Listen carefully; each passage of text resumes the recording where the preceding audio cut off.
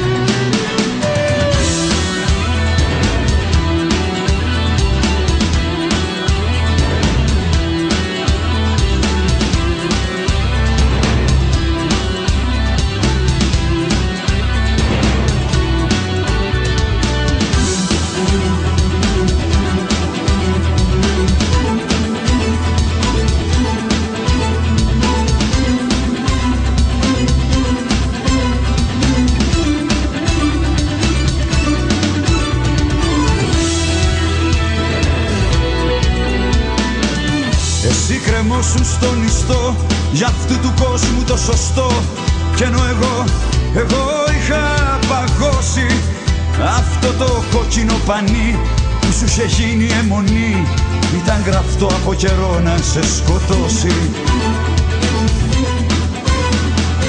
Μέσα στου κόσμου την οργή μια πέλπιδα κραυγή, θα σε σκοτώσουν, είπε, φύγε ρε μαλάκα. Μας είχες ήδη αφορμή να παραδώσεις μια ψυχή που με το θάνατο γουστάριζε την πλάκα. Έλληνα μάγκα σέρνικε Φαλανίσε γονή στιγμή, σπαθάρικο λευκόνικο ακανθούριζο κάρπασο, τα βρουεγιαλούσα, τα βλέα χερί του λιθραντονή, γαστριά που χολίδα, λίγα μόνο σημεία της ανατολικής παριάς σου. Χώρια ιδρυμοί και χαράδρες, για να αποφύγουμε τον ίσιο δρόμο που μας πάει σε μόρφου και κερίνια κι άλλα καρτέλια.